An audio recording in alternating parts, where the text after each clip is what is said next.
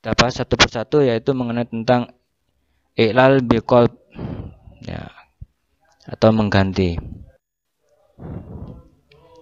Idza khurikat ya'u wawun ba'da fathatin faqlibhuma alfan syaro sona. Nah, maksudnya di sini adalah ketika ada ya, huruf ya, waw, yang berharokat pada harokat fathatin, faqlibhuma alfan, atau diganti dengan alif, seperti itu syaro asluhu lafat syayaro, sona asluhu lafat soana. Di situ.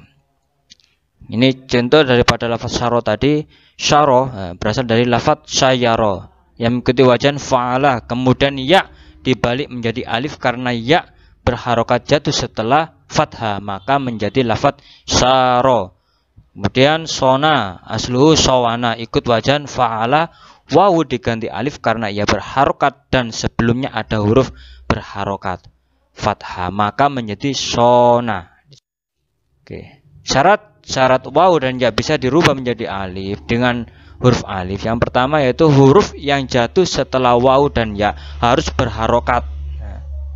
Jika ketika huruf tersebut terletak pada n kalimat, maka seperti contoh bayanin dan tawilin. Nah, contoh kedua ini tidak bisa diilalkan karena huruf setelahnya berharokat sukun. Nah, kemudian yang kedua, adanya waw dan ya tidak disandingi dengan huruf ilat yang huruf alif dan ya yang ditasdid.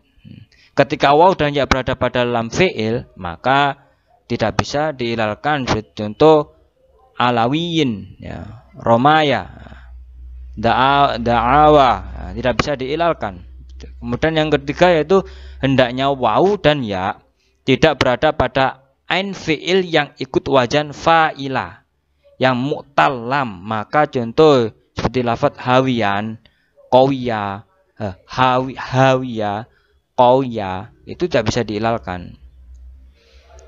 Kemudian yang ketiga, syarat yang ketiga yaitu tidak berkumpul dua i'lal dalam satu kalimat. Tidak berkumpul dua i'lal dalam satu kalimat. Dan apabila ada lafaz contoh tawayun, hawiyun, ya kan, ini ada karena berkumpul waw dan ya, maka tidak bisa diilalkan. Yang kelima, adanya waw dan ya tidak berada pada ain isim yang ikut pada wajan fa'alanin, maka seperti contoh sayalanin, ya kan, jawalanin, itu tidak bisa diilalkan karena waw dan ya itu berada pada isim yang ikut pada wajan fa'alanin di situ. Kemudian syarat yang keenam, adanya waw dan ya tidak berada pada ain fi'il yang berupa sifat musabihat pada wajan af'ala. Ya, itu. Contoh awaro, awiro dan ahyafa, hayyifa, itu tidak bisa diilalkan karena waw dan ya itu berada pada ain fi'il, ya, berupa sifat musabihat pada wajan af'ala, maka tidak bisa diilalkan. Syarat selanjutnya itu hendaknya waw tersebut tidak bertempat pada ain fi'il dalam wajan ifta'ala yang menunjukkan makna musyarakah, ya kan? Jadi itu syarat yang ketujuh.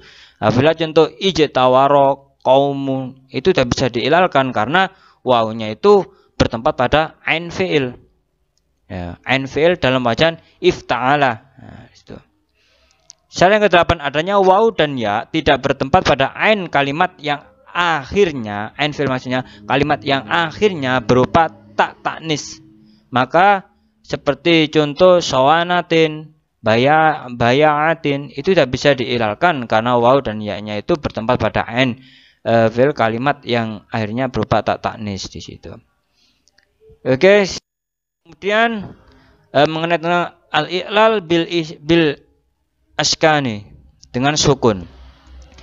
Idza waqa'atil wawu wal ya'u ainan mutaharrikatan min ajwafin wa kana ma qablahuma sakinan sahihan nukilat harkatuhuma illa ma qablaha nahwu yaqumu asluhu yaqumu yabi'u asluhu yabyi'u.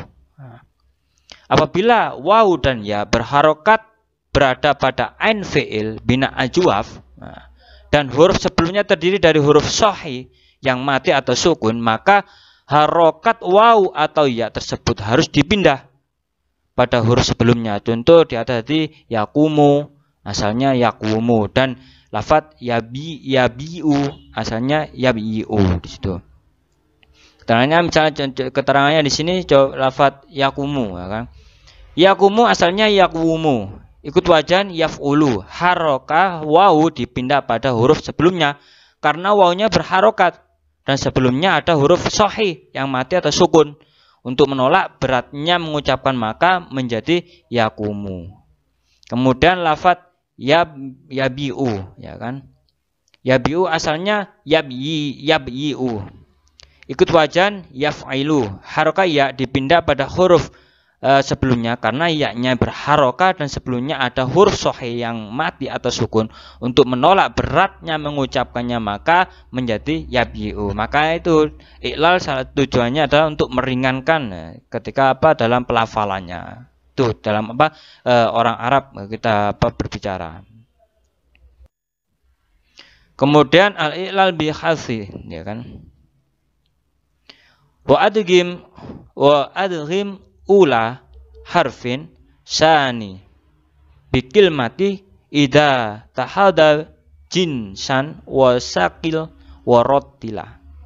Maksudnya di sini apabila ada dua huruf yang sama ya kan, huruf sani bi kalimatin yang sama satu jenis berkumpul dalam satu kalimat ya kan, maka wajib mengidghamkan huruf yang pertama pada huruf yang kedua setelah mensukunkan huruf yang pertama jika huruf tersebut berharokah. Nah, seperti contoh ya muddu. Kemudian menjadi seperti madda atau madda yang berasal dari lafadz yamdudu. Yang muddu berasal dari lafadz yamdudu. Madda asalhu madada dan maddan. Nah, di situ.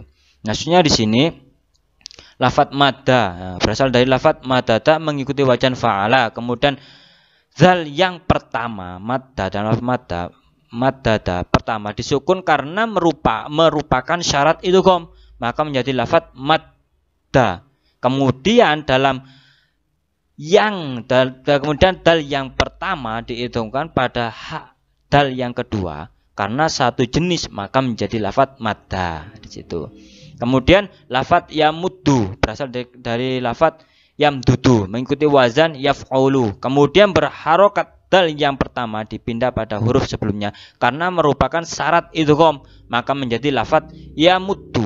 Kemudian dal yang pertama diidghamkan pada dal yang kedua karena satu jenis, maka menjadi lafadz yamuddu di situ. Oke, kemudian lafadz mudda berasal dari lafadz umdud mengikuti wajan uf'ul. Kemudian harokat dal yang pertama dipindah pada huruf sebelumnya karena merupakan syarat idgham, maka menjadi lafadz umdud. Nah, umud. Nah, kemudian bertemu antara dua sukun dengan tanpa pemisah. Nah, karena ada dua sukun tanpa pemisah, umud ya kan.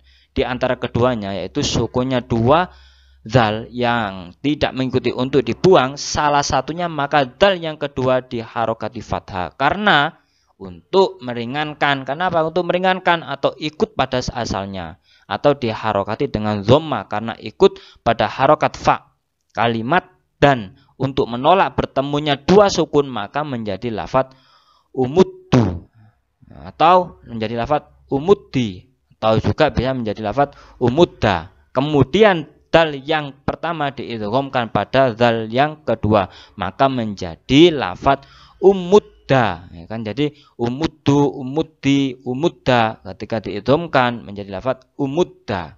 Nah, di situ.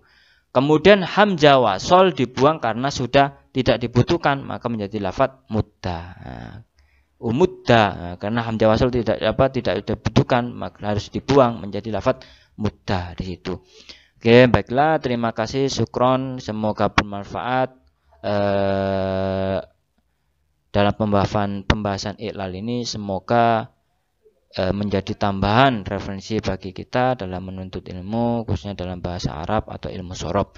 Kurang lebihnya dari saya, ihdinas syiratal mustaqim. Assalamualaikum warahmatullahi wabarakatuh.